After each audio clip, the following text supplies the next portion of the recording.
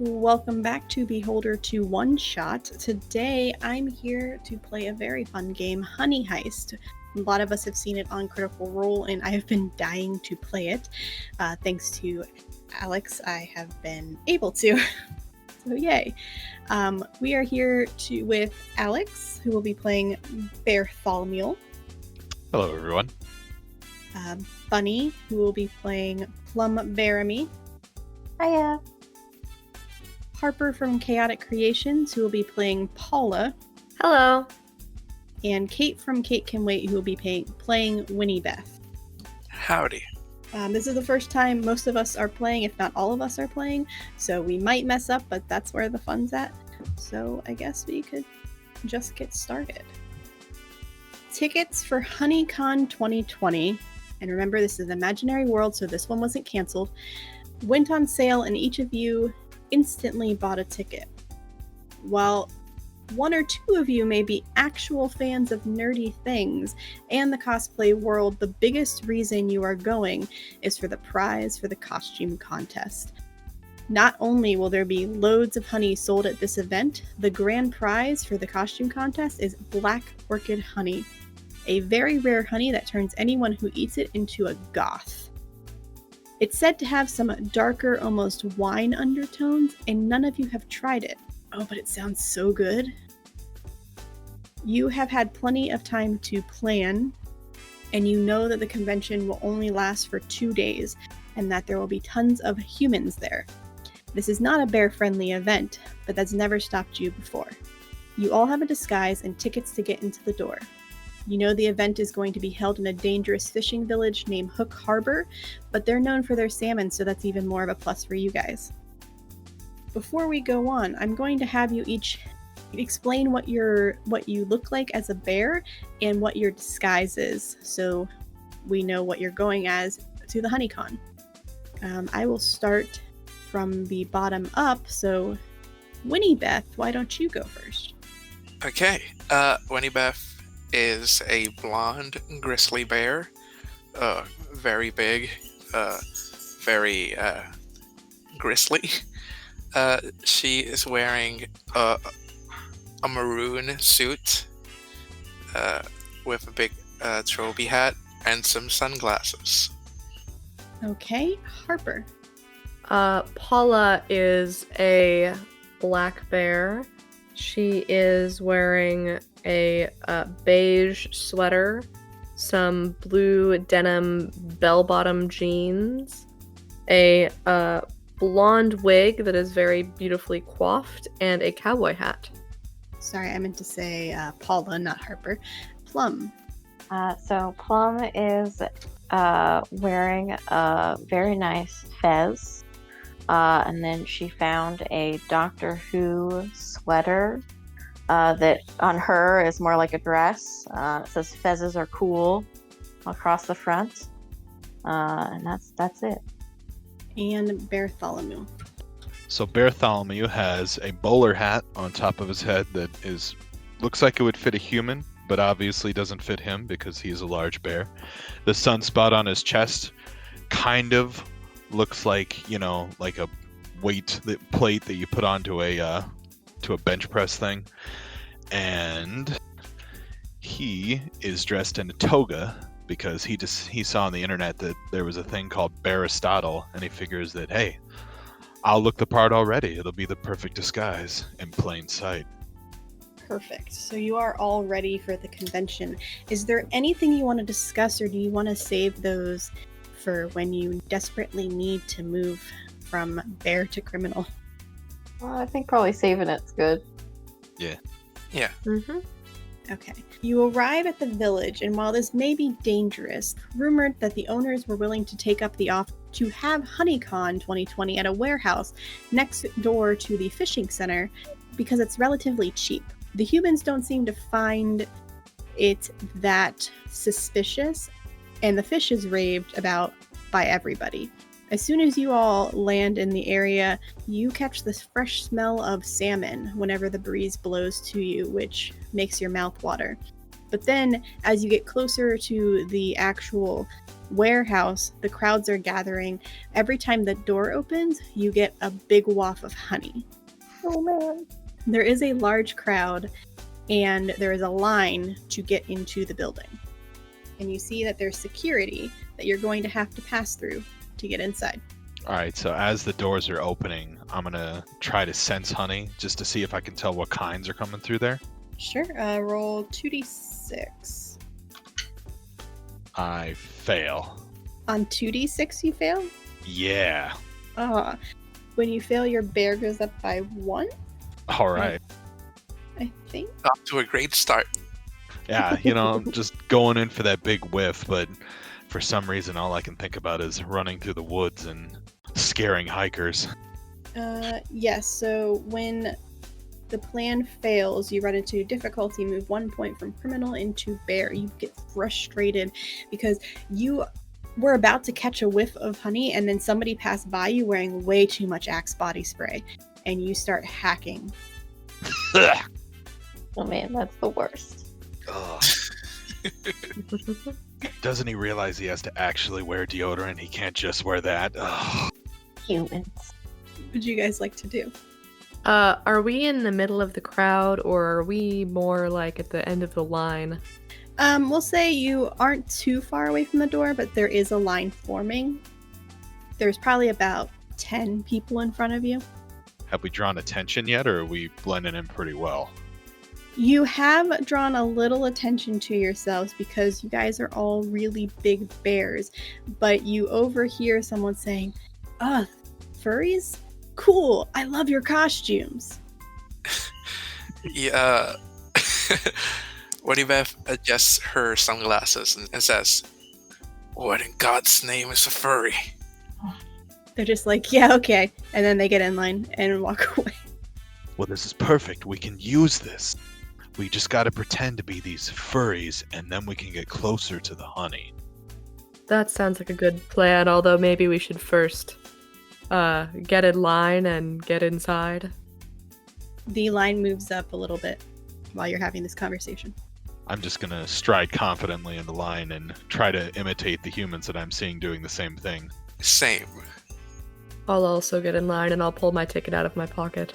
Does anybody have anything fun in front of us in line? Like any trinkets or, I don't know, honey perhaps? You don't see any honey, but you can roll bear to see if they're hiding it. Oh. Oh, I fail. So your bear goes up by 1 as you start to get frustrated. The Axe body spray is even stronger now as the person right in front of you is the one that messed it up earlier. No. You do see that the person a few steps ahead of you is wearing or holding a sword of some kind that looks very realistic. And when they're checked at the front by the guard's like, "Hand over the sword." And they take it and they're looking it over, touching the blade, and you're ready for them to like cut themselves, and they're like, "Okay," and they hand it back. Oh, weird. Did you guys see that? Maybe we should have brought tools. We totally could have brought tools. I got all the tools I need right here. And Winniebeth flexes her bear claws. You notice that the guy, the sword, is holding it by the blade right now. It doesn't seem to be cutting him though. It must be magic. It's likely not very sharp. Poser. The line moves up. You are 3 away from the front of the line. We're so close. Come on, guys. I'm gonna take a look around, and do I see anybody else doing anything interesting? Most people are trying to adjust their costumes. They're like trying to dig in their bag and carrying too much stuff. They're handing things to like random strangers to hold while they dig into their purses. Someone is wearing a full face of blue face paint, and you're not really sure where it's coming, like what they're going to be as. And they pull out this giant lollipop off their back. But nobody's really doing anything particularly interesting yet because they're all just trying to get into the convention. Okay. In an effort to look more human, I will adjust my bowler, which just involves me pushing it around my head into various positions because I don't actually wear it. Okay. So you get to the front of the line and they ask for all the weapons and your tickets. I do need one of you to make a criminal roll to convince them that you can't take off your mask. Would that count as face? That would count as a face. Then I guess I can do it. Okay. You can roll 2d6, and you have to roll equal to or below your criminal skill. In both, or at least in one of them? One of them. Okay, I rolled a 4 and a 2. Fantastic. You succeed. How do you convince the guard? When he goes, you need to take your masks off. Winniebeth just says, I can't. I'm one of those furries. You don't want to see what's under here. The guard looks confused for a second and goes, okay, They don't pay him enough for this. sure, let me see your tickets. And you each hand the guard a ticket, and he glances at it and hands it back to you and goes, go on in. Nope. Don't. He looks at the guard next to him. He's just kind of giving a side eye. He's like, no, don't judge. It's fine. Perfect. As soon as we walk past the guards, Winniebeth just turns to everyone and says, just as planned. All right, we're in. Nicely done, Winniebeth. I always knew you were the best. It's been a while since I've had to jump on this rodeo. Let's hope this fangled goth honey is worth it.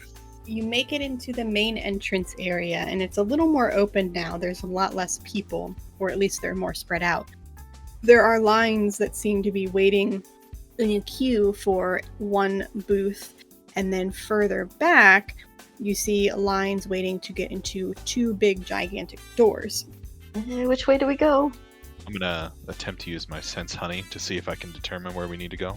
Okay, roll 2d6. All right, pass. Fantastic. So you sniff the air and you are immediately greeted with the smell of honey and salmon, but directly to the left of you where that booth is that some people are lining up, you see people walking away with honey on a stick. So I'm gonna sit there and, waft my nose around a little bit in the air, and then I'm gonna turn to everybody else and be like, listen, do we need to make a pit stop and get some of this honey on a stick? It looks pretty good. Winniebeth is literally shaking. She's like, honey, we shouldn't, but the honey. I mean, it's always worthwhile for a pit stop for honey. I agree, but does anyone have any money? What's That's money? what I was about to say. Is that a type of honey?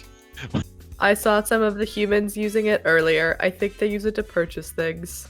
Is the Axe body spray guy walking towards that booth? Yes, because he's ogling a woman in front of him that is very attractive. What if we tell him to get her 4 things of honey, and then we kill him? I like this idea. That sounds like a good plan. I think that maybe we shouldn't kill anyone in the first hour. Pawla, the voice of reason. Pawla is the brains. Normally I'd agree, but have you smelled this man? He does smell very bad. If we don't kill him, his smell will probably kill everyone else. We're doing some public service, but I do understand that we're here for the bigger prize. I want to look around and see if I see any signs that I can read that have information about a costume contest on them. Okay. You don't see any signs currently in this area, but as you are walking away from the booth, you do see a short, blonde-haired woman with green eyes who her hair is braided into pigtails with flowers all dotted through them. She has a name tag that says Convention Organizer, Brenda Lanson on it. And she is calling out, oh my god, your costume is so cute, to random people. Would you like to sign up for the costume contest? We're doing it tomorrow night. I would like to walk up to her, Okay. and I would like to convince her to enter us into the costume contest.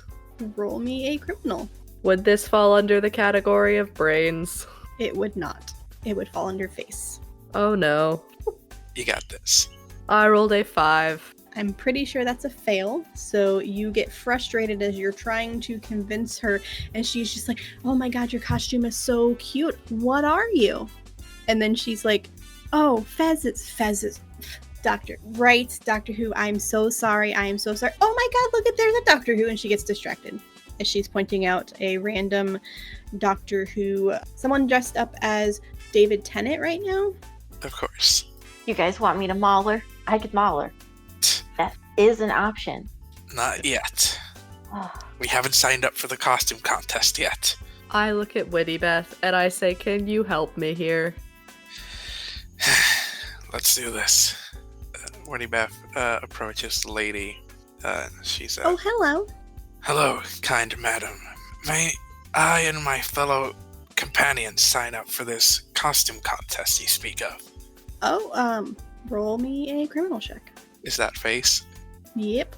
Okay, first one is a 2. Fantastic. Oh, well, I don't recognize your costume, but of course, Aristotle, I love it. I love it. That stands a good chance. I don't recognize your costume, but I am sure you have something fantastic. It is tomorrow at 6. What are your names? And she starts writing down all your names on the clipboard. I'm gonna panic and look around to see if I can see somebody else with a name tag and go for their name. Okay. Roll me a criminal. Okay. Fail. Did that put you at 5? That would. Do I lose a point every single time? Every time you fail, you lose a Oh point. no. Okay. I need to start up with flashbacks. You panic and you don't see anything, and then you're glancing and you see somebody wearing a Sonic the Hedgehog shirt, and you're like, Sonic must be his name. Yes, my name is Sanic. Sanic is an interesting name. Okay, Sanic, and she takes the rest of your names down. After she leaves, I'll tell everybody, listen, my name, I can't give anybody my name. It's been following me around. And I'm going to try to have a flashback to when I got in trouble and they took down, the cops took down my name for trying to bust my gigantic Brinks honey truck. Okay. Please go into detail. All right, so we're going to fade to black with the noir music. I didn't know I was a kid at the time. I saw that Brinks honey truck and my friend Lenny said, yeah, it'll be easy. We'll just get in there and steal it. So I went up and I tried to tip it over, but then the humans came out with their sticks. And next thing I knew, I woke up in a room. I was chained to a chair with a bright light over my face, and they kept asking me what my name was. I could never go back to that place. that sounds awful, Beartholomew. I'm just sweating at this point. That is enough to lower it by 1. Oh, thank God. I was about to go full bear in this convention. Imagine, hey, what's your name? And you just maul the lady. Not even half an hour into the game, and you fail. Fantastic. Keep an eye on your numbers. And if you go too far the other way, you need to eat honey to get it closer to criminal. To get composure as a bear. Oh, can I ask her, so the prize, we know that the prize for the costume contest is the honey, is that right? Or do we not know that? That is yet? what's rumored. You haven't heard officially. I'm going to tap her on the shoulder and be like, hey, so what is this prize we're competing for? You know, I dressed up as Aristotle. I'm ready to pick up a podium. What am I playing for, though? She goes, oh, well, if you didn't hear, it is this Black Orchid Honey. It is delectable. I heard it's very, very rare, and it is being brought over on some secret truck later, but it's gonna be completely safe, and then tomorrow the winner will get it. Oh, that's amazing. Is it going to be on display somewhere tomorrow so we can see it? Oh no, because we don't want to risk it getting stolen. Oh, that's a very fair point. I'm going to curse under my breath. Damn it. Do we all hear this? Him talking to her? Yes. I'm gonna tug on Winniebeth's suit. I feel like we could steal that truck, right? You think that would be hard, Beartholomew? I don't know, but anything's possible. But he looks like he's one step away from losing control. We have to move this conversation along.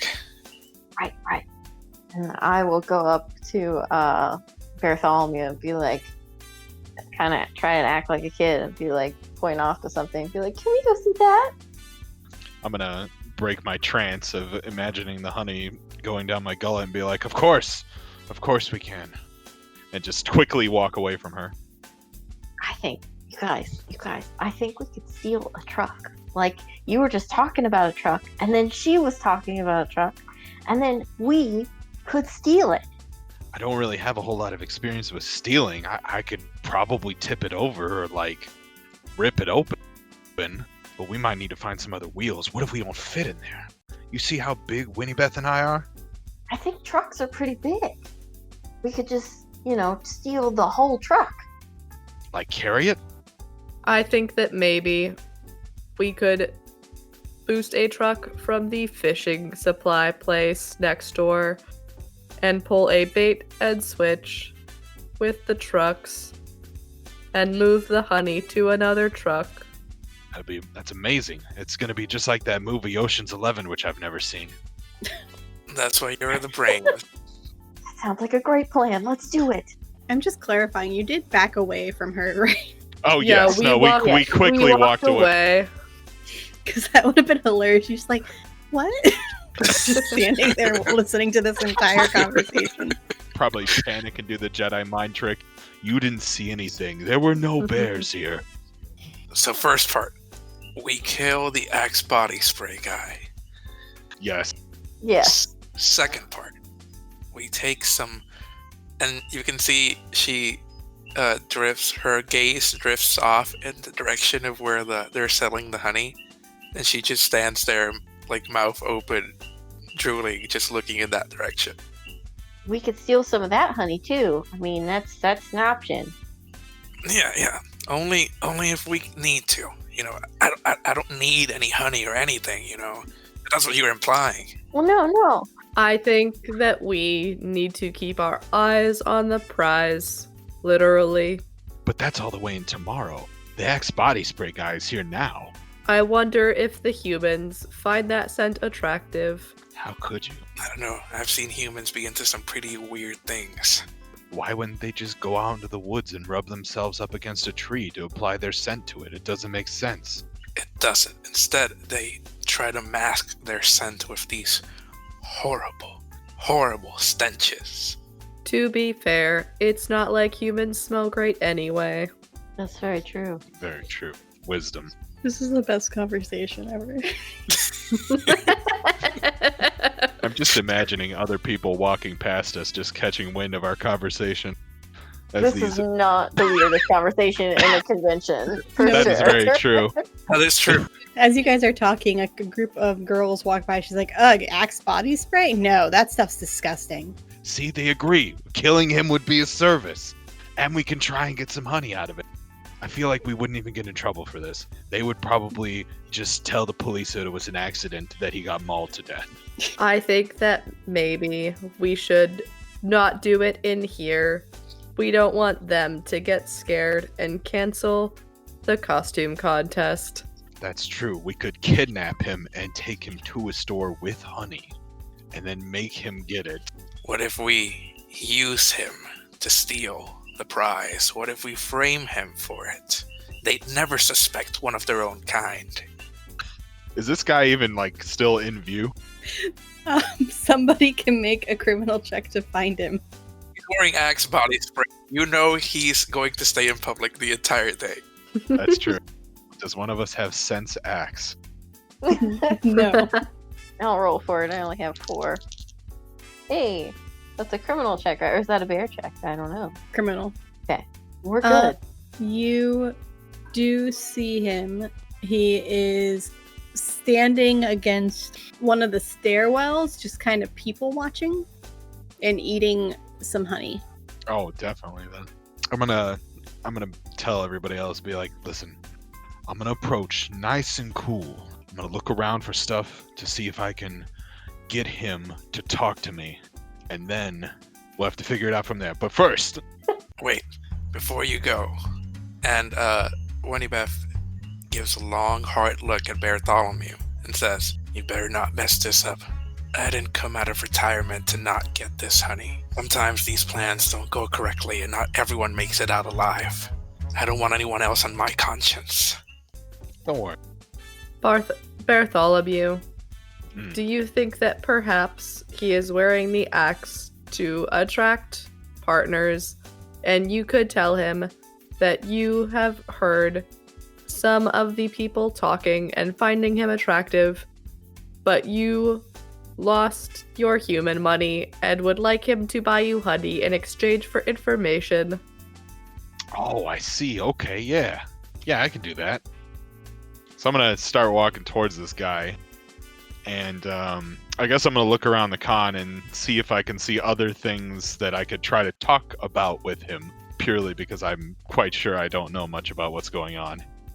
All right. You see somebody wearing a bright red and orange costume with bright red hair, and they seem to have like wings almost like a phoenix, but you don't know what a phoenix is, but I don't know how to explain it differently.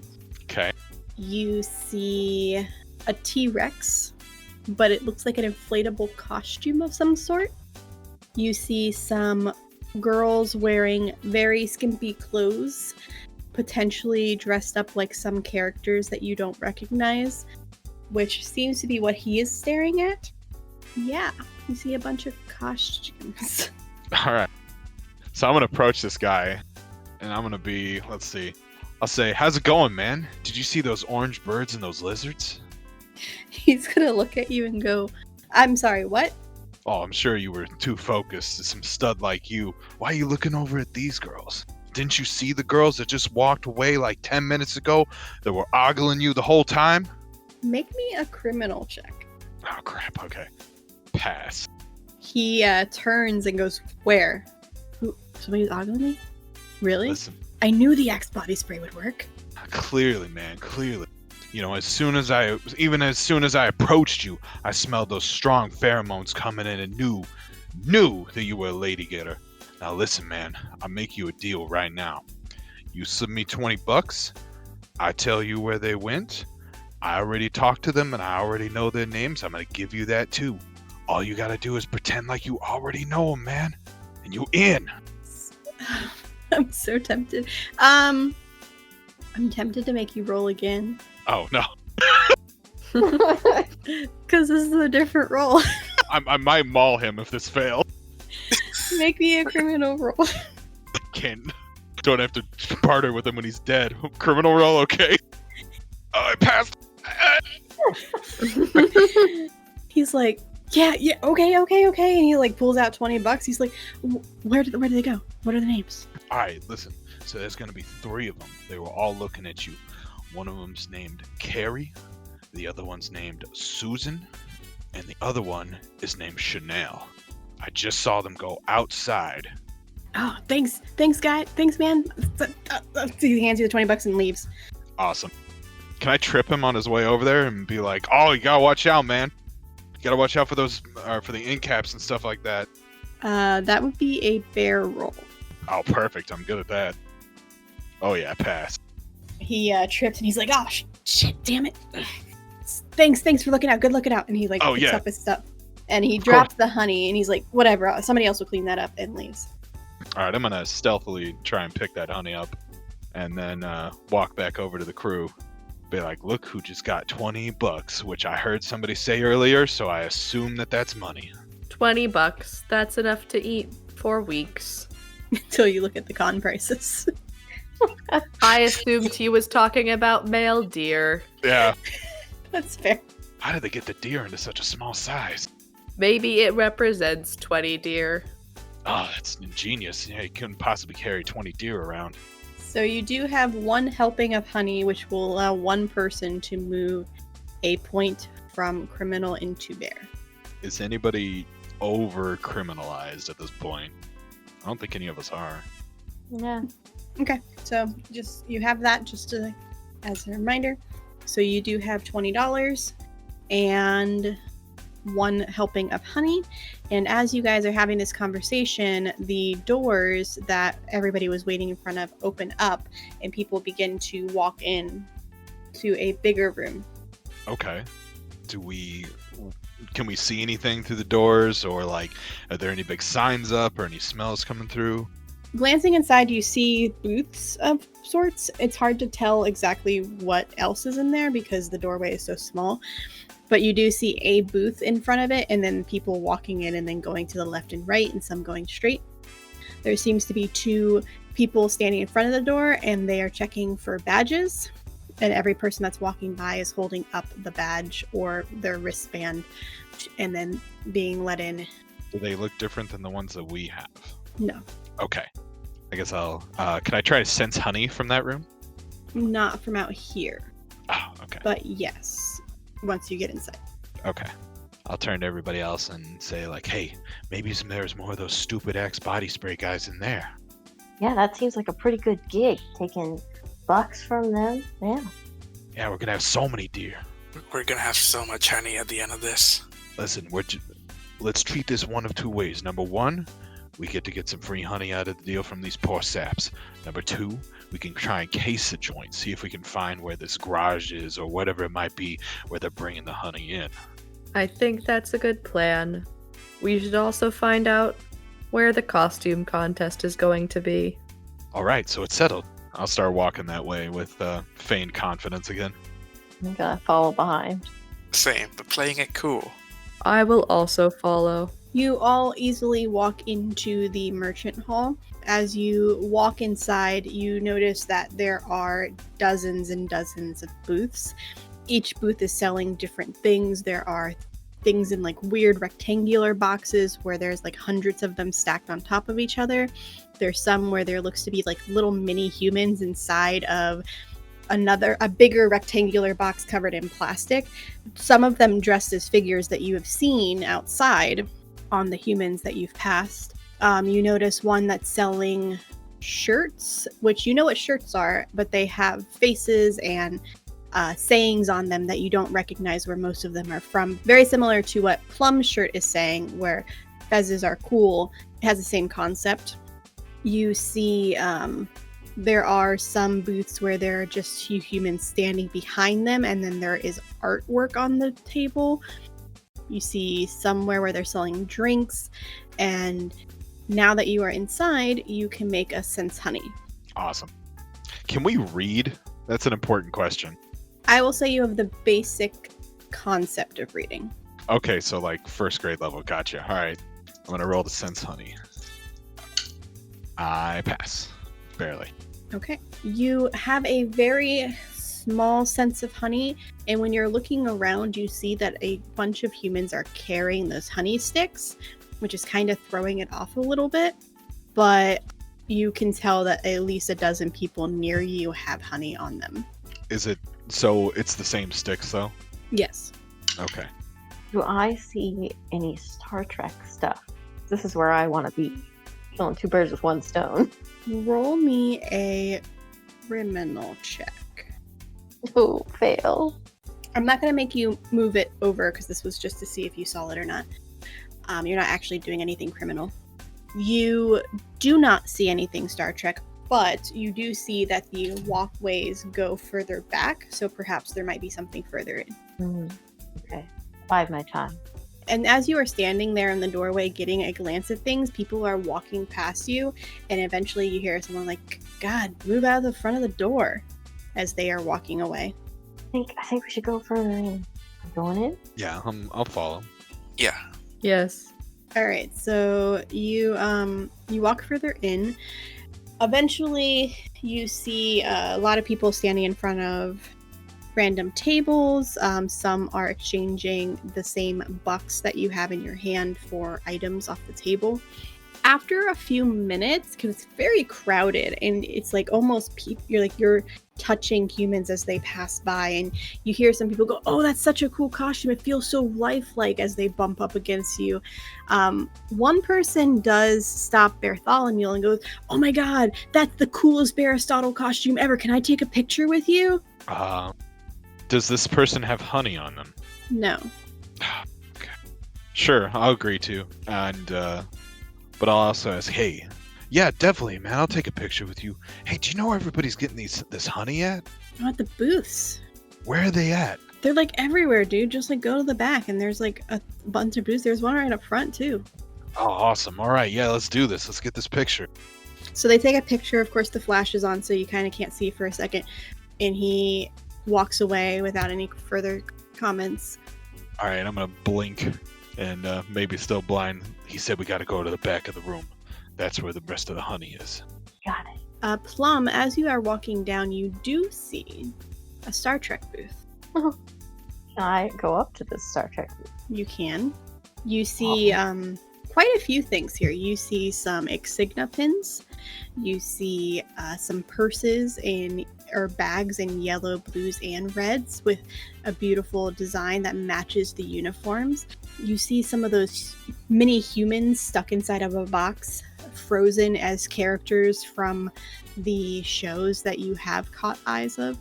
The person behind the counter or the table is like, "Oh, hey, welcome. Thanks for checking out my stuff. I make them all myself. Is there anything you're specifically looking for? What's your favorite captain?" Janeway. "Oh, I heard she's here today." What? That's Yeah, so yeah. exciting. She has a booth where she's signing signatures for people.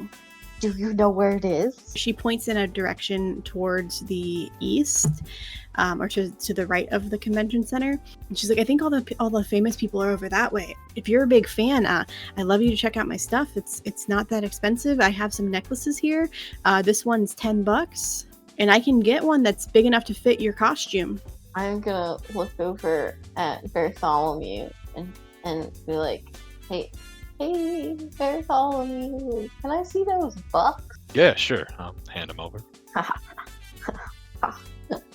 And then I'm gonna hand her the bucks, and I'll be like, I would like whatever I can get with these bucks. She's like, "Oh, okay, cool."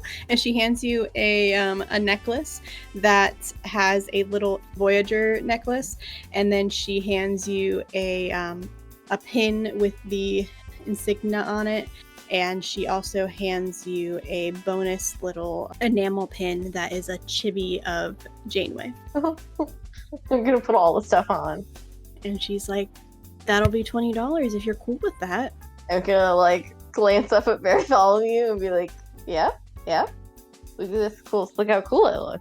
I will admire them. I'll be like, yeah, I really didn't know what we were gonna do with 20 deer anyway. That looks fantastic. She just looks at you confused. She's like, "Well, I'm glad you enjoy it. Here's my card. You can find me on Etsy. I'm gonna take the card and just kind of hold it with my little claws. It was nice meeting you. I hope you get to meet Janeway." Thanks. I am the happiest badger that ever badgered right now. What's an Etsy? Maybe there's honey there. I don't. Maybe. Am I allowed to say Etsy on I don't know podcast? I don't know. Probably.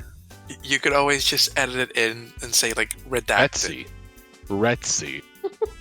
Yeah, Retsy. Yeah. You can find me You on can Letsy. buy honey. Artisanal, handmade, There's a quart homemade, of whatever. wildflower honey, Yeah. 44 ounces for $20. Is it made by like does an actual bee run this account? Yes, they do. The very industrious bees. The little picture that says profile, it's of a bee. So, I mean, it must be legit. All right, I'm satisfied, and I think that we should probably go. I'm, just saying that she said that there was cool stuff over that way, and I'm going to point where she said Janeway would be. Is that in the same direction as the honey? It's not. The honey is to the north, or going straight. Okay. I'll say yeah, let's do it. We got a case to join anyway. Why not? We got to go that way. As you guys are walking around, you can roll a criminal check if you choose. One of you can roll to get a feel of your surroundings. I can do that. Okay. I pass. All right. So as you are walking around, everybody else seems awed by the things on the tables, especially Plum.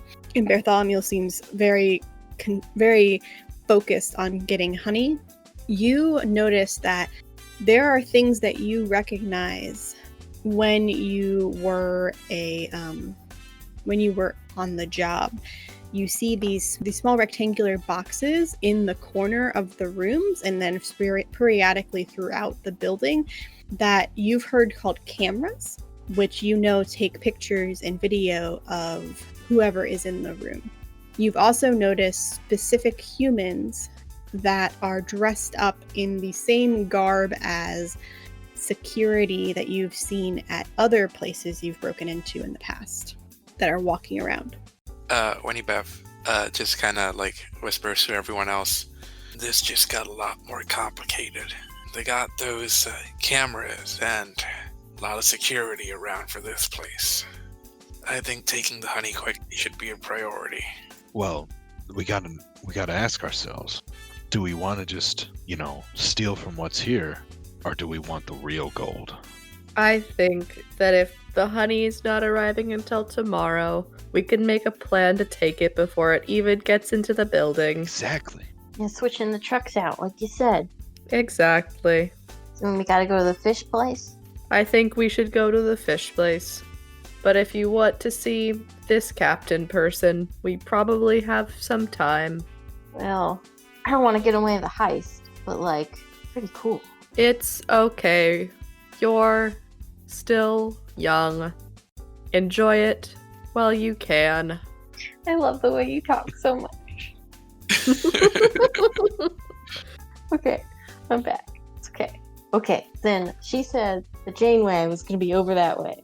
And I'll point again. And, if we have time. While we're walking, do I see anybody in these shirts, the staff shirts that we saw earlier, carrying things or delivering food or anything else like that? Not this far Okay. out, no. Do I see any humans with clocks? Because I don't have a watch. Make a criminal check? I passed. You see a bunch of people with watches, but you also do see a big clock on the wall on each side, and you see what time it is. It's probably been a few hours now, probably around 2-ish. We should plan to leave here with a little bit of daylight so we can check out the fishing center. It's good that there was a clock on the wall, because I'm pretty sure that would give our disguise away more than anything, is the fact that we don't have phones. So you walk the rest of the way to the autograph area, and you see that there are lines, and there seems to be behind these big black curtains, but there's a line. You can kind of catch a glimpse if you're getting at the right angle. You see quite a few different people at different tables. Plum, you of course see Janeway, and they have a line in front of their table. And then Winniebeth, you see Betty White at one of the tables. Okay, so is there a line in front of her? There is a little bit of a line, yes. Okay, Winniebeth says, I gotta go take care of something real quick. Don't ask what it is and don't follow me. I'll meet up with you in a little bit. Stay safe, stay undercover. And she just walks in the direction it gets in line. Okay. Plum, are you getting in line for Janeway? Oh, yeah. All right. So we will go with Winniebeth first. You get to the front of the line, and I need a criminal check to maintain your cool and your disguise as you are having a conversation with Betty White. Does that count as space? Yes. Oh, it doesn't matter. I failed. So you get one more point into criminal. What does that put you at? 4. She looks at you confused as she's being friendly, but and a little sarcastic, as she's known for. And she signs the thing, and she's like, "Nice costume," and she hands you the signature. But she's not as friendly as she might have been. Yeah, Winniebeth is just like, "Thank you for being a friend." Just very loudly, not melodic at all. It's just bare dissonance coming at her towards Betty White. She'll just sign it, and she's like, "Nice to meet a fan," and hands you the signature. She'll stare at Betty White and say, for a few seconds, a few seconds of absolute silence, then she'll briefly get puppy dog-eyed and say, "You don't know how much this means to me. Joey and I used to watch your show all the time. He loved it so much." And she's just going to try to keep herself from crying in front of Betty White. God, I feel so bad that I am making fictional Betty White so uncomfortable. She feels guilty now that she made you cry a little bit, even though it wasn't really her fault. And she's like, they're there. Golden Girls and all my shows are for everybody. And before anybody comes for me, I don't do accents, so I'm not trying to do a Betty White accent or impression. That's perfectly fine. I don't think anybody can do Betty White better than she can. Very true. I also love that you included Joey. Mhm. I have it. Canon. It's canon. Plum, you are at the front of Janeway's. You can make a criminal check to see how well you get along with Janeway. No, I passed. She is very fond of you, and she's like, oh my god, you have that. Look, it's the Voyager necklace. That is the cutest thing. And she's just super friendly with you. She's like, are you going to the party tonight? There's a party? Yeah. I'm going to be there. I think Betty's going to be there. And a couple of the other people are going to stop by. Some of them think they're too good to hang out with people, but it's fine. But yeah, anybody with a VIP pass can go. Did you get the VIP pass? Did I get a VIP pass? You didn't. I didn't, but maybe I can get one. Oh, I'm sure they still sell them. Yeah. I hope to see you there. It's so lovely to see a Janeway fan. She's my favorite character I've ever played.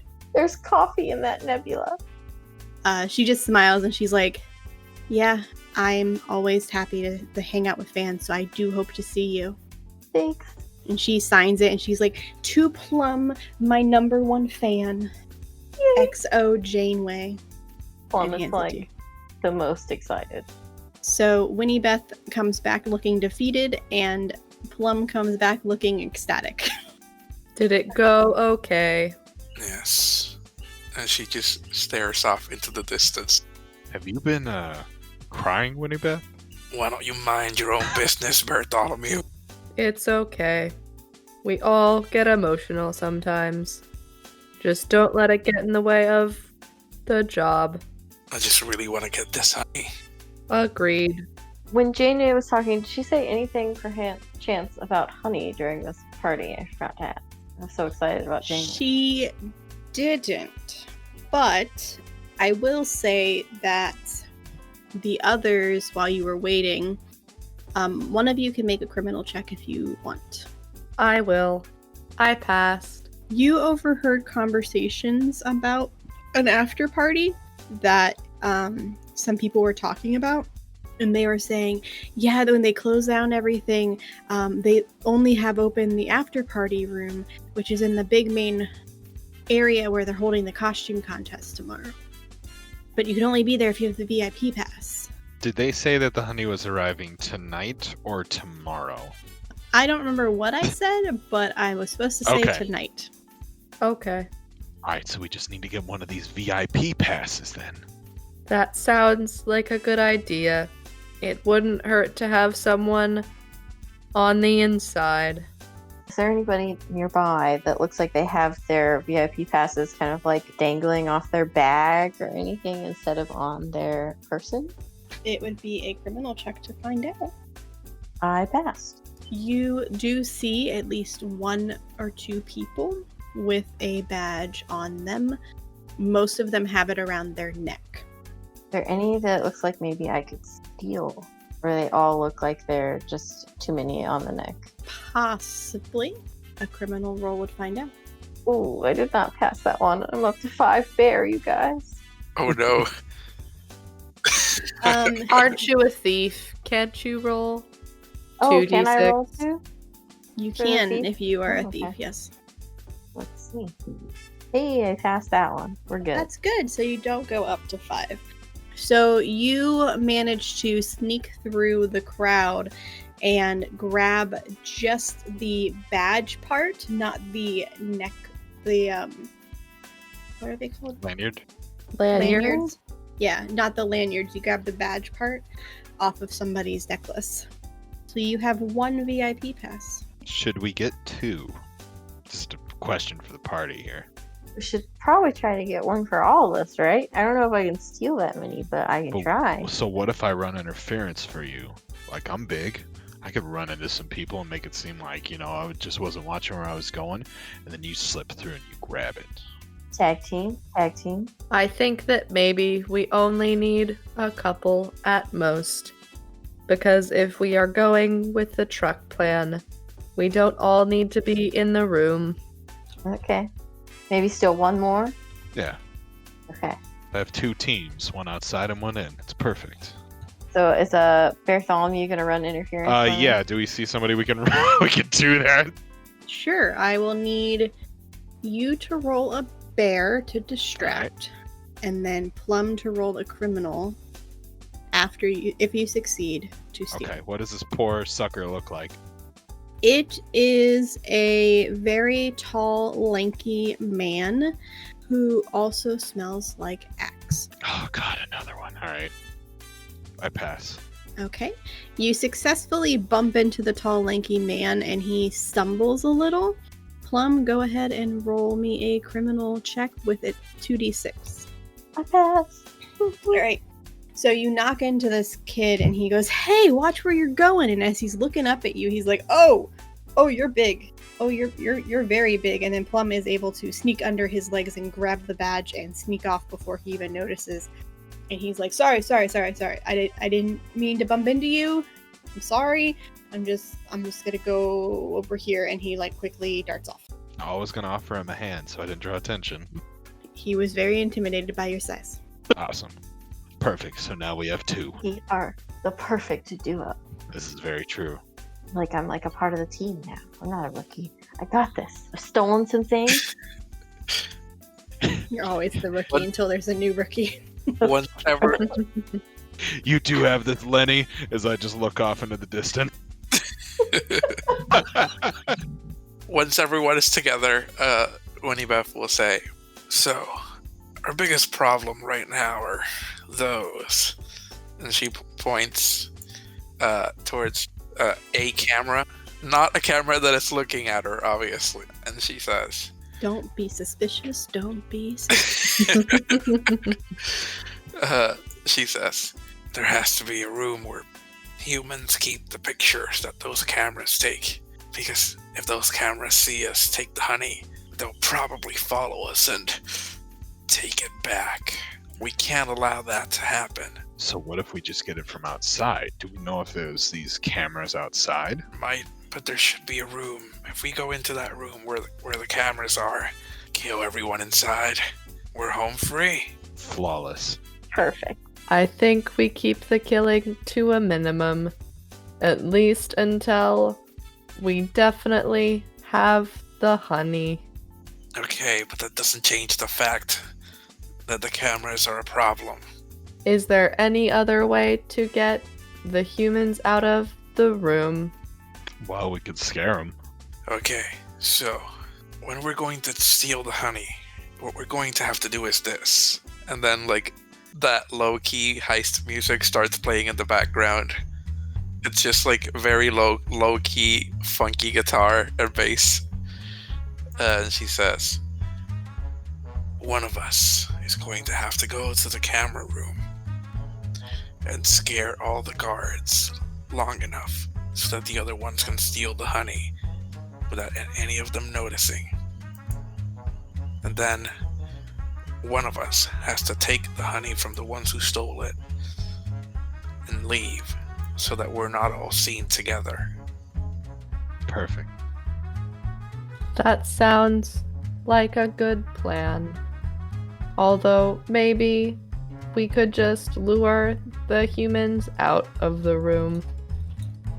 It's been a while, but I'm pretty sure those kinds of humans have to come check things out when things go wrong.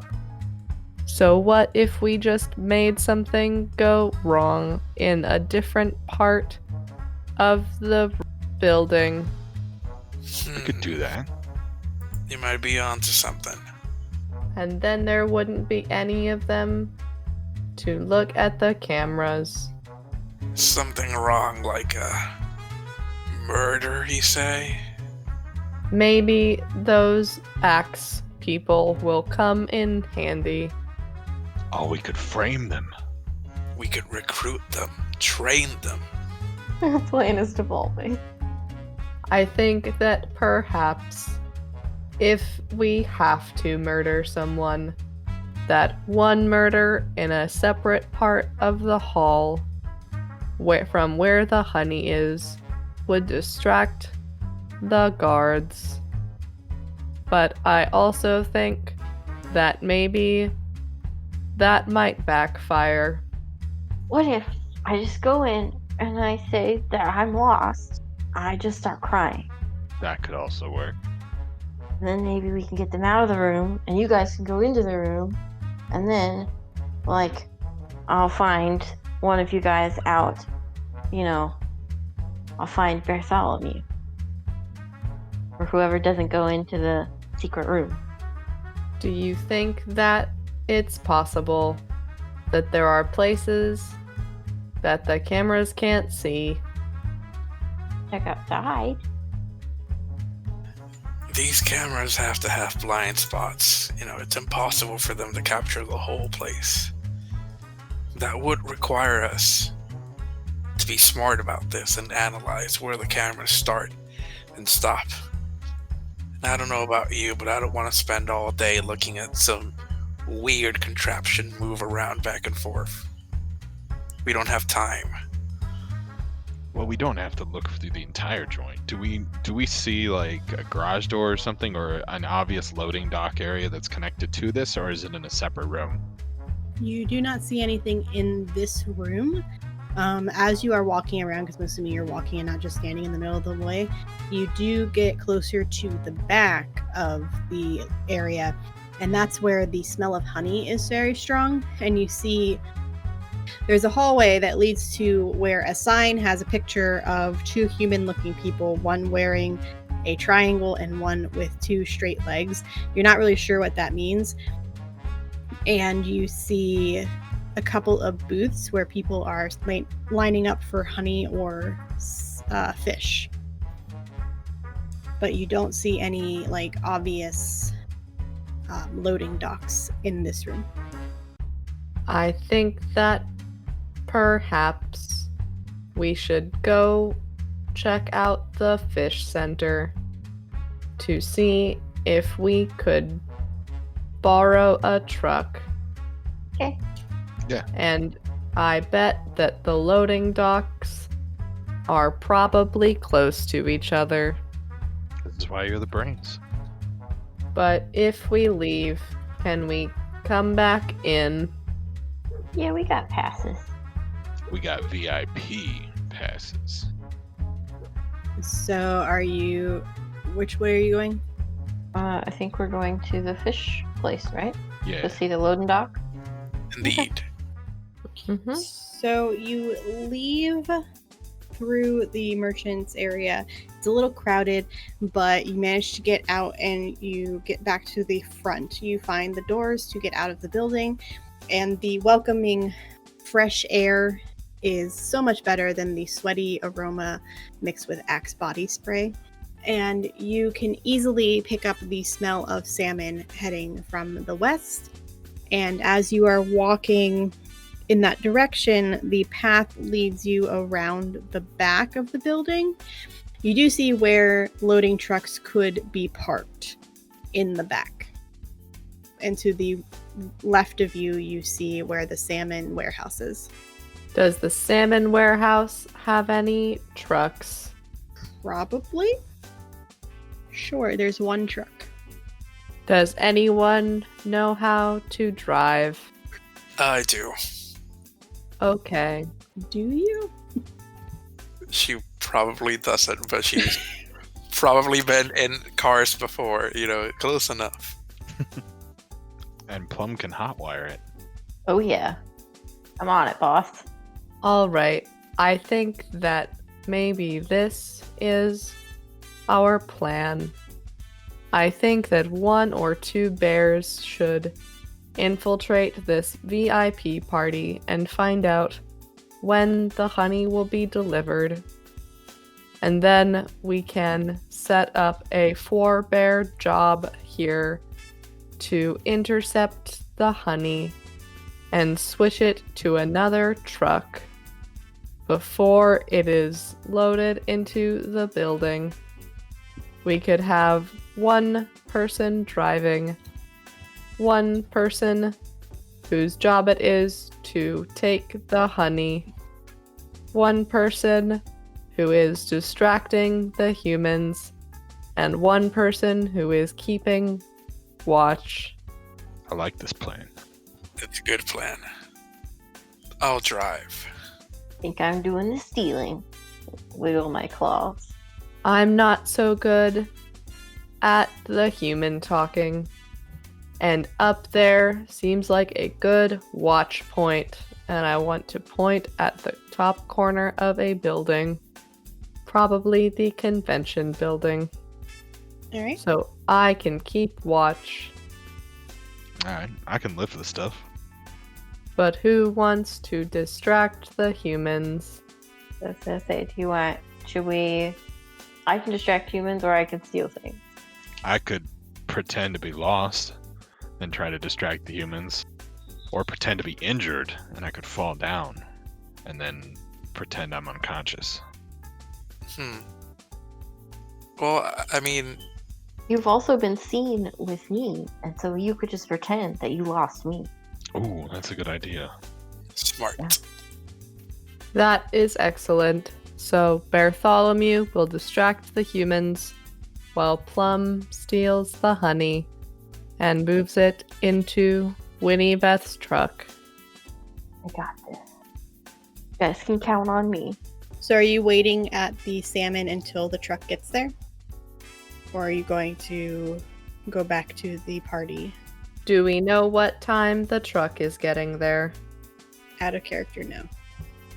I think that maybe we should send someone into the party and they can eavesdrop and try to figure out when the honey will arrive.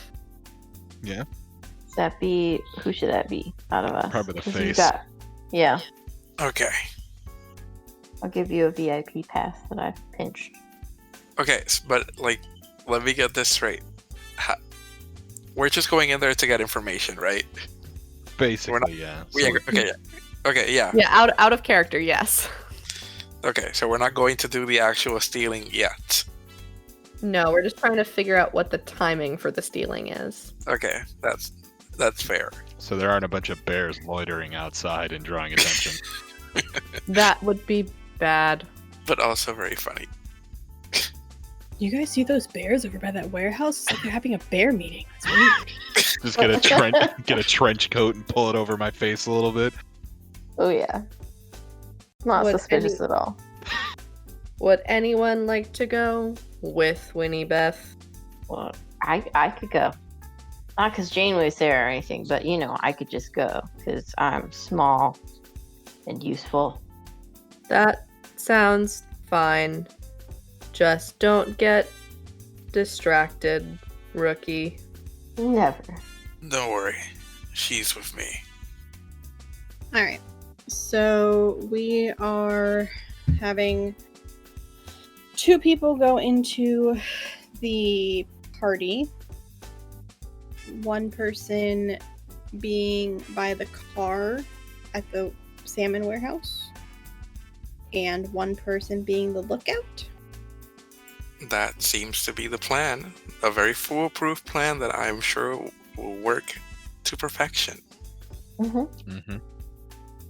I would like to inconspicuously climb the building to get a vantage point. Make me a bear roll. I have climb as my ability. You have 2d6 then. And take the lowest of the 2. I rolled a 1. Well, that's the lowest you can get. So you successfully managed to climb up on top of the roof of the convention center, I say loosely, and have a very good vantage point up there. So, Winniebeth and Plum, you managed to go back inside. It's very easy. You show your VIP passes, get inside, and you wait about an hour before the party starts. And as the party starts, you see the two humans. You walk in, and the two humans you hear arguing at the door. They're like, no, I have a VIP pass. I don't know where it went. I lost it. Yeah, me too. It's gone. I don't know what happened. But you managed to get in without any questions. Nice. Suckers. Inside, it is a little bit dimmer lighting, but you do see that drinks are being handed out. You're not sure what's in them.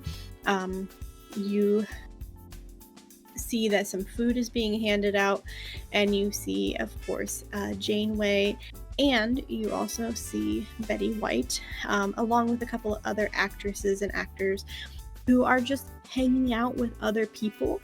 Some of them seem to be being crowded a little bit, and they look happy, but not like 100% like, come on, give me some space. What do you do? I will look to Winniebeth because I am. I don't think I'm allowed to make decisions yet. Okay, so Winniebeth says, okay, we're here to get information. Are you okay with that? Yeah. Okay. Let's move. And I guess I would like to try to walk around and just see if I can overhear anyone mention something about transporting some honey. All right, make me a criminal check to overhear things. I succeeded. Okay. So you walk around and people are talking about nonsense, especially when they're around the celebrities. They're like, oh my god, I loved you in that show, and you were like the best Golden Girl, and like everybody is just talking to the actors instead of like with them. But occasionally you walk by people who are talking about, did you see that guy's costume? There's like this giant bear, and it looked so realistic. It was insane. Or you eventually do overhear someone saying, yeah, I hear they're bringing the honey tonight. It's a little weird that they waited. Like, it's just honey. Like, who cares? It's literally just honey. I mean, these honey sticks are good and everything, but to have an armored truck, that's absurd. I think Winniebeth is going to approach this fine individual Okay. and just say, excuse me, I couldn't help but overhear you were talking about some honey truck. Do you know why they're bringing it now? Do you know why it has to be in a truck? Like you said, it's just honey, right? Who could possibly want that? She's like, right? Make me a criminal roll with 2d6 because of face. I succeed. Whew. She's like, it's really like, I don't even like honey that much. It's kind of just gross and too sweet, but I hear that they have an armored truck, and they're coming at like midnight of all times just to drop off this honey. That's like so stupid. It's so stupid. Well, thank you for the information. If you find any honey, you could always just give it to me since it's so disgusting, and I'll just rapidly dispose of it. She's like, you're funny. I like you. Thanks. I like you too. She waits to hear her name. She doesn't give one. Of course. She goes back to talking to her friend. Winniebeth goes back to Plum and divulges the information that she overheard. Okay, so you go out to find Plum? Yeah, I mean, we were together, but Yeah. I assume like briefly split from her to go talk to this person. Okay. So you walk back over to Plum and are easily able to find her. She is right next to Janeway. Of course. I guess I'll wait until she's done Janewaying. I'm good. I'm just admiring. I don't think she's surely not talking to me directly, but I'm just like there, like hovering like a creep. Okay, so out of character, is that the information that we wanted to know, or is there anything else I need to look out for? I think that's what we wanted. Yeah. You wanted a Okay. time, Okay. which you are getting tonight. Eventually, you will overhear like midnight, if I didn't say it earlier, and armed or a guarded truck. Okay, then Winniebeth says, well, if you're not too busy here with this person, let's go back to the others and tell them what we found. Okay. So let me say goodbye real fast. And I will like kind of wave dramatically at Janeway. It was nice to meet you. And then I'll run off and follow Winniebeth. Okay, so we leave and go back to where everyone else is. And Winniebeth tells the rest of the group what he just found out. You find Beartholomew waiting by the truck. You do not see Pawla. Interesting. How'd it go? It went off without a hitch. Excellent. What time we wait until? Midnight tonight. That's when they're bringing it in. Did you happen to get a look at the clock on your way out? How long do we gotta wait? Ah, You can make me a criminal roll to see if you got a glimpse of the clock. okay. I was just about to run back. I succeed. It is 11 p.m. So you have about an hour. Oh, okay. Okay. Nice. If I saw them come out, I would like to climb back down without anyone seeing me. Roll a bear roll with 2 dice. I rolled a 1. You rappel down that. Like You are the stealthiest bear that has ever bared. I blend in with the night. And you appear directly behind Winniebeth. And nobody has seen you. What did you find out? They're bringing it in midnight tonight in about an hour. Excellent. Did you find out anything about how they're bringing it? They're bringing it in a truck. Oh no. Does this trigger like a flashback for me? What kind of truck? It can if you want it to. Yeah, sure. Let's go for it. What kind of truck? Keep it together, man. It's just a truck. Just answer the question. What truck was it that he's afraid of again? The armored trucks that Winniebeth says, well, it's this important honey, so I assume it's just one of those high security trucks, armor and the works. I'm gonna turn and bash my fist up against the wall. Just Lenny, you didn't know. You have a flashback of being in a seedy bar with Lenny, smoking some cigarettes, and Lenny's talking to you about this new scheme that he's heard, and how this armored truck is supposed to be super fucking easy to just get in, get the goods, and get out. You say it's that easy? All I gotta do is just walk up and open it? Yeah, I'm sure with your strength, because you are so muscular, you could tear those doors off the hinges and take all the goods. Oh, but what if they put up a fight, Lenny? Well, we do a little carnage. We get a little blood. What's a little deaths to humans? There's already millions of them. Lenny, if we do this, we gotta be careful. No screw-ups. No, of course no screw-ups. Flash forward. Lenny's laying on the ground, shot, bleeding out, looking up at Beartholomew. I didn't know they had those gun things. Lenny, my sweet boy. You were taken too young. Give up smoking for me. as the rain falls down my face, and I scream into the night sky, Lenny! You can move one from bear to criminal. Oh my god, I was at 4 this whole time. Oh my god, that was great. It is 11:15. You have 45 minutes until the truck arrives. The party is still going strong. There is no security outside.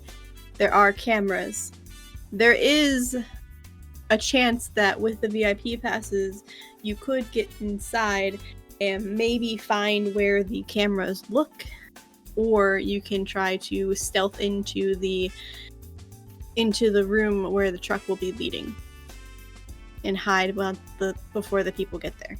Let's try that.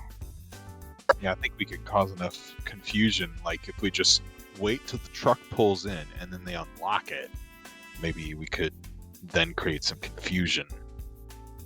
But then we got to take out the guards too. Is it better for us to wait till they park the car and then just try to rip it open and go? Or is it better for us to wait until they get out? I think that we should figure out where those cameras can see, and then we can make sure they unlock the truck and then cause a distraction. Well, Pawla, I just saw you scale that building like it was nothing. What if you go up there and you smash them? What would you want me to smash? The cameras.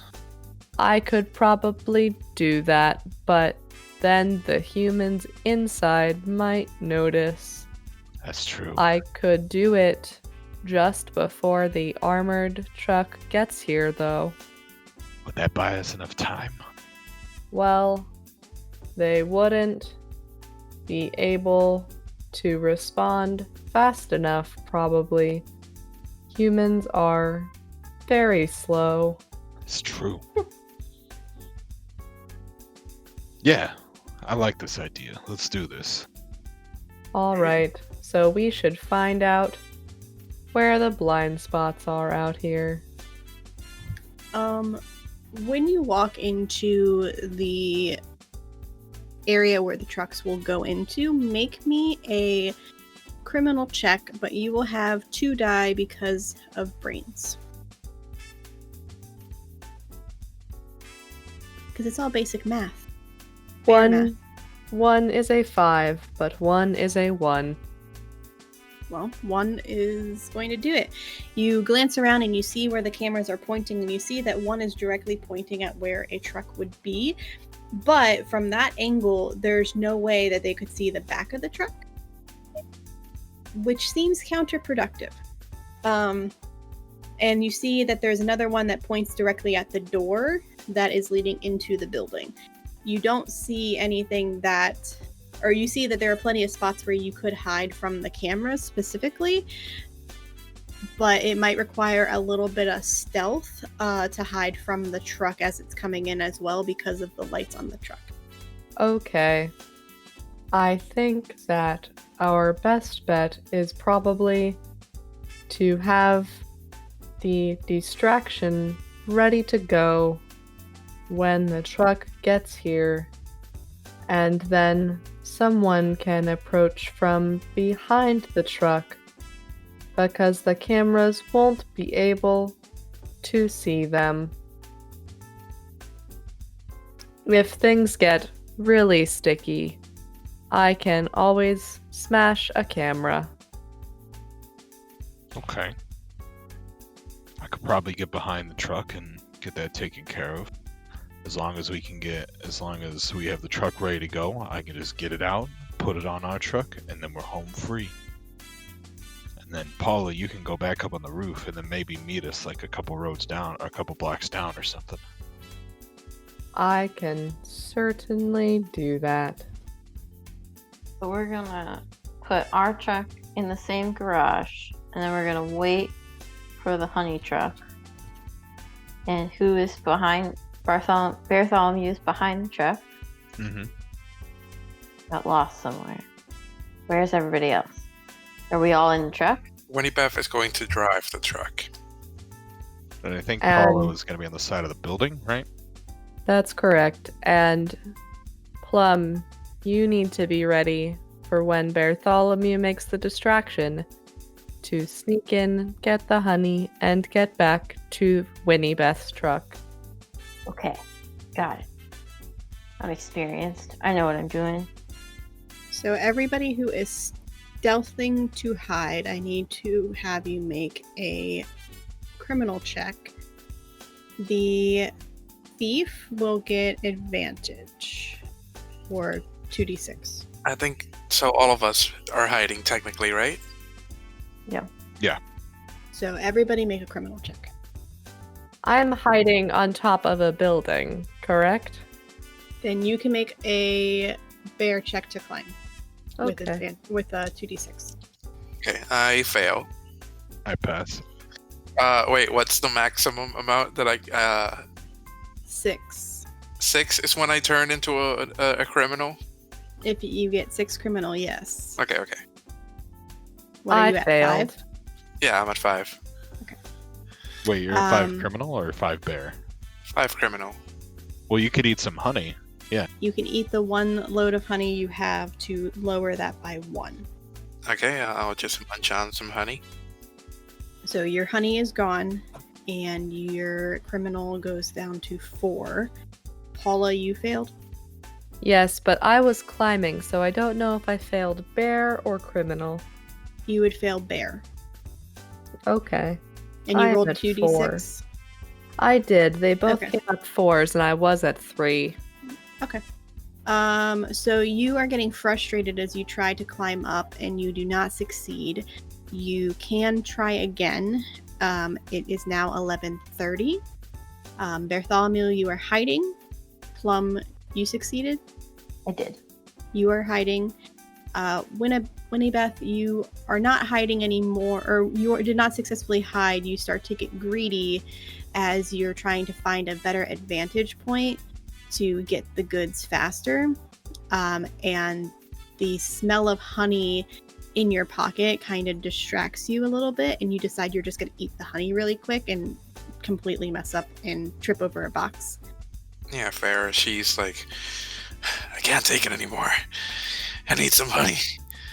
And she just devours it instantly, and then she's like, oh, that's that good shit.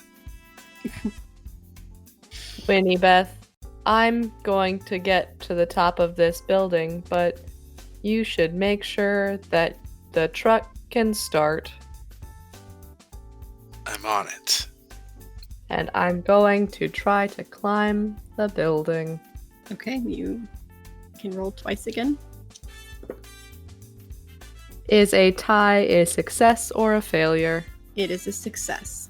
Excellent. I rolled a 4 and a 6, but my bear is at 4. Okay, so you succeed at climbing into the top of the building. Winniebeth, you walk over to the truck. I need a criminal check to see if you can figure out how to turn on the car. Okay, let's go. I succeed. Okay. You manage to turn the keys, and it takes a second, but it manages to start up. Just like the good old days. And then she looks at the passenger seat with a longing look on her face, like, oh, Joey, you were always the best co-pilot. She's just like, sitting there in the car, just reminiscing. Are you leaving the car on, or are you turning it off? Oh, yeah, it's not 12 yet, so, turning it off. Okay. So it is now 11:45. You are all waiting anxiously as you are in the place that you need to be. And then midnight comes around, and a few minutes later, a truck turns around the corner, and the bright light temporarily blinds Winniebeth, who's sitting in the driver's seat of the truck. But you don't seem to have been seen when the truck passes by. Pawla, you see the truck very clearly as it pulls into the parking garage. The two inside are blinded temporarily, but not too bad to actually cause any issues. as the people start to get out.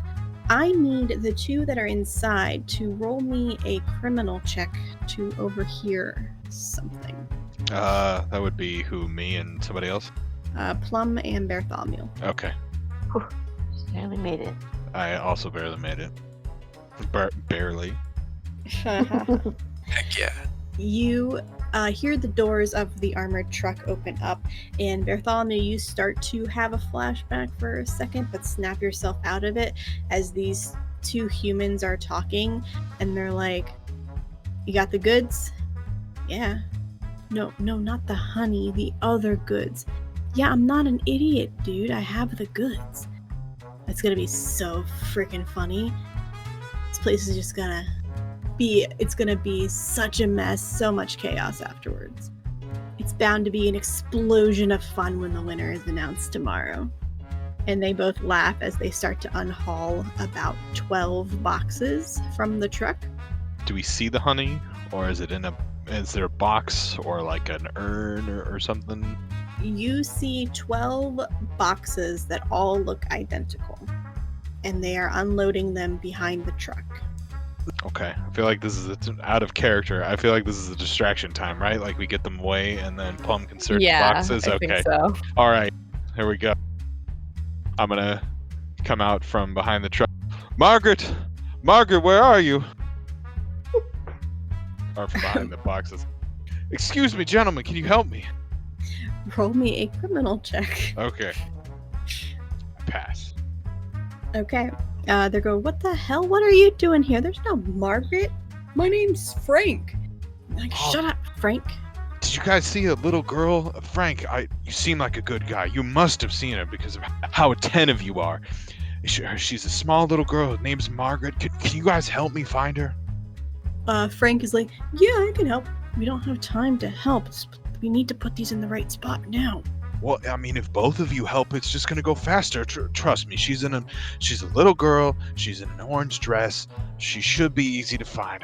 I need multiple people because she likes to run around and hide. Make me a criminal roll. All right. I pass. Frank is super set on helping you. Okay. What an guy. The other one is a little hesitant, and he's like looking at you and then looking at the boxes, and he's like, "We need to load the boxes before we get caught." He's like, "Yeah, we just help him a little bit. If we help him, the faster he can get back to it. He just said that." He's like, "Fine, if it gets us done with this stupid job, let's go." And so they follow Beartholomew. All right. I'm gonna lead him like around down the dock a little ways. Okay. Try to get him around the corner, or let's see. It's probably a pretty big loading dock, right? So I could probably take them away enough from it that they can't see the truck anymore, or at least can't see the back. Yes. Okay. The whole time I'm just going to be talking about how Margaret's favorite sport is soccer, and she's so good in school as it just fades away as I go back. I'm gonna search some boxes. Okay. Roll me criminal with 2d6. Pawla, are you going to be climbing down? I want to take a look out. Does it look like anyone else is coming? Make a criminal check. I tied. You don't see anybody. I begin climbing down the building toward Plum. Make a bear check with 2d6. And what did you get, Plum? I got a 1, so. Okay. You begin to search through the boxes, and you are looking around, and you hear ticking in one of the boxes. And as you're looking a little bit closer, you see that there is a string connecting almost all of the boxes. I got a pass on my climbing check. You are on the floor as Plum is looking at these 12 boxes. There's no honey? You can try to sense honey. Oh, I don't know that. I can try though. I'm gonna try. You're gonna make a bear roll. Okay. I'm better at that. Hey, I passed. You do smell the honey, and it smells delicious. It's in one of these 12 boxes. and you start rummaging around, and you see that the one box that doesn't have any wires attached to it smells like honey. Okay. I'm just imagining the countdown clock from 24 as Plum is looking through all these boxes. Plum, have you found the honey yet? I totally found the honey. I found it. It's in this box. But there's more boxes, and they've got like strings or something. And that one, it's ticking. Is that important? Pawla, you can make a brains check, so a criminal check with 2d6. Okay. I passed. Ticking plus wires equals explosions sometimes. That's not a good thing. That means that something is going to explode sometime soon. We should get the honey out of here. But what about Janeway? Is she gonna blow up? I don't know. She might blow up. It's a possibility. Well, what if we just take all the boxes? Or what if we just take the one that's ticking? Take the ticking and the honey. Let's get the honey into the truck first. And then, if Beartholomew is still distracting them, I'll come back and look at the ticking box. Okay. Keep your eyes on the prize, kid. Okay. I'm gonna take the honey box and I'm gonna take it to our truck. I love this game so much. You hear the truck open, Winniebeth, and you see Plum sticking something in the back. I got it. Winniebeth, I got it. Winniebeth turns the truck on instantly. We gotta go back for another box. Hold on. The kid wants to check out a box that might explode. Well, is it gonna take out any of our honey? I'm not sure. I don't think so, but the kid still has a good heart. And Beartholomew is still distracting the guards. Winniebeth is going to take a long, hard look at Plum and say, "Kid, that good heart of you is going to get you into trouble. Joey had a good heart. Now look where he is. Flushed down the toilet. That is the world." I was trying to understand how a bear got flushed down the toilet. I'm like, where is this going? She'll grow out of it. Well, what about Betty White? Betty White's in there and she could get blown up. Winniebeth wordlessly turns the car off. You got 10 minutes. Thank you. Stay here. Kid, you two. You're good. But you don't know what bombs are. I want to help. I can do this. I stole passes and this honey. I'm like real slick, like Beartholomew. Why don't you keep watch and let me know if Beartholomew is coming back with the guards? Okay, I can do that. Beartholomew, I need you to roll me another criminal roll to see if you can continue to keep them distracted, because it's been about 5-10 minutes now. Okay. Oop. I pass. Alright, you maintain the distraction, and they're like, where is... The kid's gotta be here somewhere. We don't have time for this. Oh, she's real elusive. That's why I dress her up in bright colors so she's easier to find. Come on, we'll get her. Don't worry. Frank's like, that's a good idea. Yeah, maybe put a leash on her, though. Like, have you ever seen those backpack leashes? Parents do those all the time. My kid's not a dog, dude. I don't know what life you had. Just help me find my child.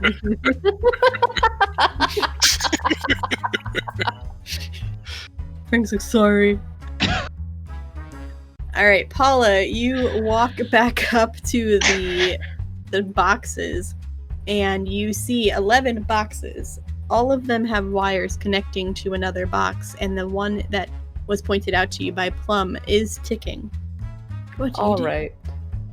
I don't know if I know much about explosives, but I want to take the lid off the box. All right. Make a criminal roll with 2d6 for brains. That is a 6 and a 2. That should be a success. It is. You open the box and you see inside a counting down clock, and attached to it is some dynamite, which you recognize from some of the TV shows that you have seen before or movie posters. And the wires connect from this dynamite to the other boxes, which makes you think that it's more dynamite or something similar. What is wrong with these guys? In character and out of character. It's what the dice rolled, guys. I would like to look for an off switch on the countdown timer. You don't see an off switch specifically. You do know from watching random things that you have to cut a wire, but you're not sure which wire. I feel like this would be the perfect scenario if this was in person to use that VR headset thing where one of you has to explain how to defuse the bomb. Oh, that game is so much fun. That's a very fun game. Don't Stop Talking, I think is what it's called. Yeah. Does anyone I have a love that VR set right now? I don't. Some bear are. This is how we end the episode. You must do this. No. So you can make one more criminal check with brains to see if you know the right wire to cut. All right. Haha, a success. You reach down with your claw and you are like, is it the red one? Is it the blue wire? Oh, I think it's this one. And you use your nail and you flinch for a second, expecting it to explode, and the ticking stops. There you go, Plum.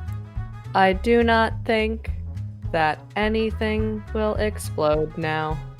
I mean, unless they put it back together. That's true. I would like to, now that the ticking has stopped, do I know if I can dismantle this? You can try. I mean, you can maul the shit out of it. You could attempt to maul it. That is a option. You said that there was a fishing factory here. Are we next to, by chance, a body of water? You are. I would like to take this box and shove it into the water. Okay. Just for funsies, make me a criminal roll. No advantage. Okay. That's a success. All right. So you manage to pick up the box and bring it over to the water and chuck it far enough in that you think it should be difficult enough to find. Awesome. So now there are 10 boxes of dynamite potentially. You think that's what's inside of them. The box of honey is on the truck. Beartholomew is distracting. Do the other boxes smell like dynamite or gunpowder? I don't know if that would be a bear or a criminal. Probably bear, right? Yeah, bears can smell things. Do a bear roll. Okay. That is a failure. You can't tell. My bear is now at 5. This is fine. I forget how to remove a point from bear. To remove a point from bear to criminal, you need to do a flashback scene. Well, that would not really help because my criminal is at 4. You should be even. I think it's Yeah, you only you have move 6 one points. to the other. Mhm. Oh. I have just been moving both up when I failed. Oh, My mistake. In that case, I think I am probably at 4 and 2 for bear and criminal. okay. Apologies. You're fine. Okay. I still fail. Yeah, you can't really tell what the other ones are. they don't smell like anything you're familiar with. Plum, help me drag the other boxes into the water. Okay, yeah, I can do that. All right, both of you make a bear roll. That's a success. I failed. The boxes are probably bigger than me. Plum, you are pulling the box and can't seem to move it, but Pawla, you are able to move about 3 boxes towards the river, I'm assuming? Or the water? Is that what you're trying to do? Yes, I'm trying to dump them in the water. So you managed to throw 3 of the 10 boxes into the water, but Plum is unable to move it. Your bear goes up by 1 because you start to get frustrated. Oh no. What is your bear at? At 5, guys. You can't bear what's happening. I can't bear it. You can have a flashback if you want to move it to back to criminal. No, I want to flip out and kill people. Okay. You want to try to move more boxes? Yes, I do. I am Alright. desperate to impress my criminal coworkers. Make me 1 more bear roll. I will also try to move more boxes. Okay. I made it this time. Also made it. Okay.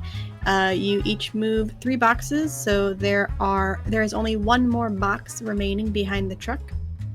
Roll one more time. Do we risk it? I mean, you could just, out of character, we could just tear it apart on the inside, slash their tires, and that way somebody would find them. Oh yeah. Life hack. I will throw the last box in the river. Plum, why don't you let the air out of their tires? Awesome. Each of you make a bear roll. A success. Success. All right. You throw the last box into the water. Plum, you slash at their tires with your sharp claws, and the air blasts you in the fur as you start to hear Beartholomew's voice coming back from the other side, and Frank and his friend are like, look, I don't know what to tell you. I don't see a kid. They're not called the cops, I think. Do I see that my associates have gotten the boxes out, or is that not in vision yet? It's not in vision yet, but everybody else does hear Frank's very loud voice. Okay. I will whisper, Plum, get in our truck. I'm glad you emphasized. Because that could have been really funny. Okay, I'm in the truck. What now? Yep. I close the door behind her and tell Winnie to get going. I need each of you to make criminal checks to stealth into the truck. Oh, I did not want to get in the truck. I wanted to close the door behind Plum and climb back up the building. Okay, well then Plum make a stealth, and then Pawla make a bear with 2d6. That is a tie. Okay, you successfully climb up on some building. I succeeded. Getting in Plum, the you truck. successfully get into the truck. Winniebeth, you see Plum in the truck and nobody else. Okay, so I start the car, and do I have to roll for it? Yes. Criminal. Well, I failed. What is your criminal at? With this, it's at 5. Okay. You go to try to start the truck and the keys fall. And you start to get frustrated as your bear begins to She take over a little. she just says, gosh dang it, these humans and their stupid contraptions, can't they just run like decent bear folk? She reaches down to try to get the keys and do it again. Alright, try one more time. Okay, I pass. Alright. I realize I've been doing the stats wrong this entire time. Oh well. It's still been fun. You turn the car ignition on and the lights turn on in the front. Beartholomew, the 2 people with you are like, hey, what's that noise? Is that a truck? And they start taking off running towards the... I'm gonna barrel into him and knock him over. Roll me a bear with 2d6 because you are the muscle. I pass. You knock them over and run right past them towards the truck. What's the not Frank guy's name? Or did we He find hasn't that out? said. Okay, I'm gonna throw that dude into a dumpster or something, or a pile of boxes. I'll leave Frank knocked down. I'm not gonna do any more to him, but I'm definitely throwing that dude. All right. That would be another bear roll. All right, sure. 2d6s. I fail. What is your bear at? My bear with this is now at 4. Okay. You try to pick him up and throw him, but don't get him very far. But he is still on his back from your previous attempt, and you run forward towards the truck. You see Winniebeth begin to back up, and Plum opens the door for you. Pawla, you see this all happening, and you watch as the two humans begin to stand up again. All right. I'm on the roof of the building. Is there anything up here with me, like bricks or rocks or something like that? I'm looking for something heavy about the size of my paw. Make me a bear check to see what you can find. I succeed. You find one of the bricks are loose along the edges. I would like to pull out the brick and drop it near these guys' heads. All right, make a bear check. Haha, I pass. You chuck it at one of the guys, and it lands directly next to him, and he screams like, "Hey, watch it! What are you doing? Frank, someone's throwing shit at us!" They're like, "Take cover!" And they dart around the building to get a little bit out of the line of sight. Am I just barreling towards the car at this point? Yes. Okay. Make me a bear roll with 2d6 to see if you can get into the car. Okay. Bear roll. I pass barely. You manage to dive into the car, and you have everybody but Pawla now. We already, out of character, we already made the plan that Pawla was going to trail behind you and meet you a few streets away. Yeah. Right? Punch it. Okay. Let's go. And I'm gonna, hit the, what's the word? The Gas? ignition. The The ignition. go pedal. The go pedal. Let's do it. Roll me a criminal. Oh, we're gonna crash.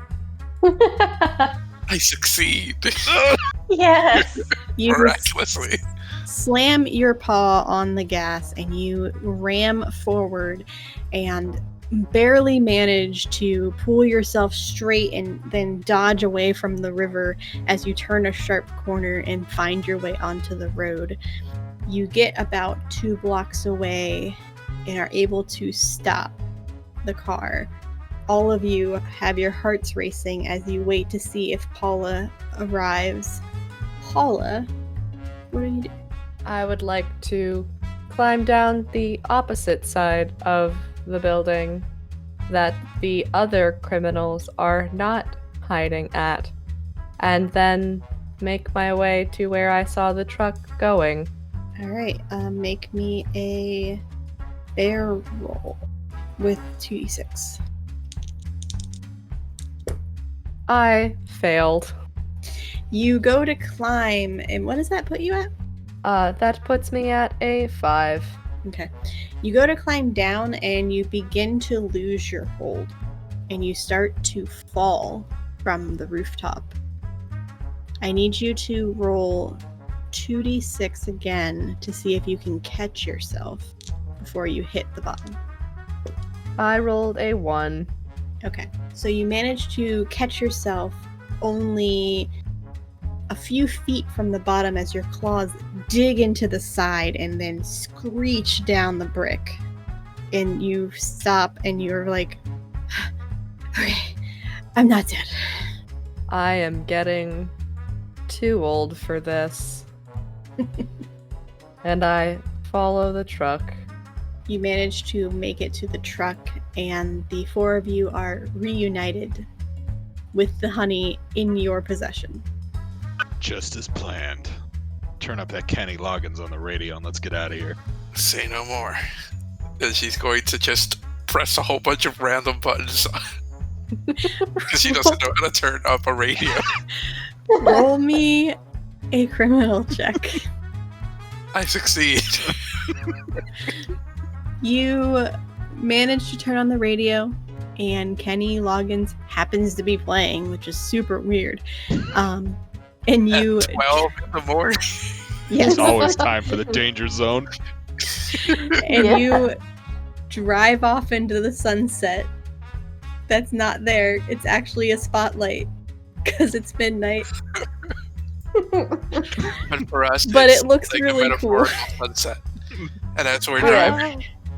driving, into the sunset, a lone tear falls from Winniebeth's cheek.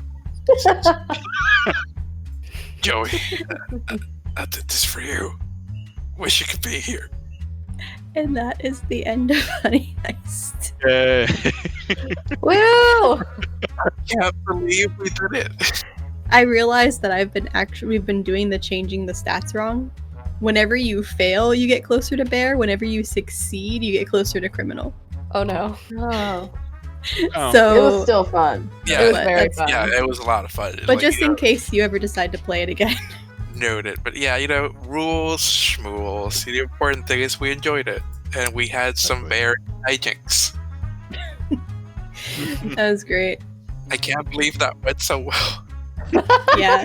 We are this. I mean, Pawla bear. almost died. Like, I was 100% just ready to just let out a roar of intimidation. And, like, Winniebeth was 100% ready to die to save everyone else. Oh, I was gonna Winniebeth kill was going to become a bear just to freaking, or criminal, or a bear, I don't remember. Just to, like, turn on the radio. That would have been so called. funny. I mean, I was gonna kill those dudes if they saw us. Yeah, but Frank was a good guy, so. Fine. He made the wrong decision. You turn into a life of crime. There's no forgiveness. So, like, before we do the important stuff, GM, were these guys going to blow up Honeycon? Yep. What? God. So the What's the Honey lore? Heist, the Honeycon 2017 was the actual list that this was made for. You roll randomly who the convention organizer is, where it's being held, what's the prize, but little do the bears know, and security. And but little do the bears know was this place is rigged to blow. There's a very big moral dilemma here with sorry. Yeah, I like would never for Honey Heist to be like, do you let your favorite people die? like the lore. This place is extremely dark. There's a lot going on, but we don't get to interact with any of it because we're just bears. I mean, Pawla was ready to let it all explode. So was Winniebeth, but Plum actually had a conscience, and fine. That's what the rookie's here for. Not You've hardened got- by that criminal life. Can you really let Betty White die? Exactly. You've got a future, kid. Let's be honest. Betty White was probably the only person who was going to walk away from that explosion unscathed, of course. The Fair. explosion ends and Betty White walks out alive unscathed. Yep, her plan. Nothing had ever happened. Little do we know it was her plan all along. Betty White actually planned Honeycon's explosion because she wanted to goff Honey. Yep. She was the bad guy the entire time. But yeah, if anybody who's listening wants to try this game, this was made by Grant Howitt in 2017. This is the Honey Heist game that he made for Honeycon 2017. And it's just 2 pages. 1 page is how to play, and 1 page is how to GM. All I did was tell the story, and then your guys' dice determined what happened. I rolled absolutely nothing this entire time except for what the setting and scenario were at the beginning. So it's super simplistic GM game for people who are newer. Yeah. A lot of fun. Yeah, I definitely want to try this game as a player one day. Yeah, it sounds like a lot of fun no matter who you play as, because as a GM, you just get to watch this chaos unfold. Mm-hmm. Well, success and failure is literally 1 die. So, like at any point in time, you could horribly fail. Yeah, and you only need a D6 to play it too, so it's super easy to pick up and play. I actually like if you play it with the stats the right way. If you're doing too good, it's bad, and if you're doing too bad, it's good. It's weird because you have to like find that good balance. If you keep going too well, then it's like you become a criminal. But if you fail too much, you get frustrated and become a bear. I would much rather be a bear any day of the week. Bears are cool. Yeah. Waiting for one of you to turn to criminal and us drive away and be like, yeah, we got the stuff, and then you're just like wild car moment and take the box and jump out of the back of the car. Yep. So if that happened, I would have had you describe what your goth bear looked like. Yes. All right, so let's go down the list and have everybody say where people can find you. Let's start with Alex. Find me on most social media outlets. I am at AlexTheDM89. That's AlexTheDM89. Okay, and Kate. Oh boy, you can find me on Twitter. My @ is InSorteDia. That's INSORTEDIA. I realized that should be a lot simpler. You can also listen to my music at katecanwait.bandcamp.com. I make a lot of like indie folk and lo-fi stuff. I've also dabbled in some ambient stuff, and to throw the shout out, my music is featured in Transplanar RPG's Halloween special thing. So if you want to hear some of that, you can listen to it in the background. Those are my buddies. Yeah, they're pretty awesome, and you can listen to some of my stuff in their podcast because they're so nice. All right, Harper. You can find me at Harpersona Games on Twitter. That's HARPERSONA Games. You can also find my podcast, Chaotic Creations. It's at Chaotic Pod on Twitter, and you can listen to it wherever you're listening to this right now. And my co-host Darby and I make really weird tabletop role-playing game character concepts into playable characters. But that does sound really cool, though. It does sound like a chaotic creation. I listened to 1 or 2 of your episodes. I really do enjoy it. Oh, thank you. It's a lot of fun. And finally, Bunny. I am on Twitter. I have a personal Twitter, which is at LilBunnyGirl4. That's LilBunnyGirl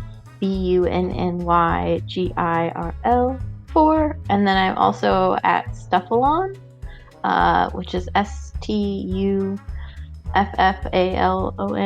I believe. I'm questioning myself, but yeah.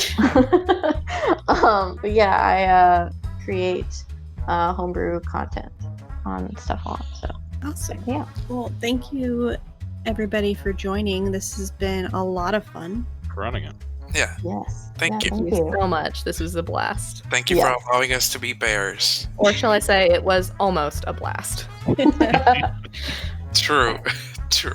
Check everybody's details out down below in the descriptions, and you can find us on Twitter at Beholder to No One or Facebook at Beholder to No One, and find our podcast wherever podcasts can be found. You can also find us on our website at beholdertonoone.com. And if you enjoyed this one shot, please check out our other Beholder to One shots that we have done. And if you like a more horror-esque vibe, you can check out our actual play, Behold Clearlight, which we will post every other Thursday. Yeah, I hope everybody has a good holiday coming up if you celebrate, and we will see you next time. Bye!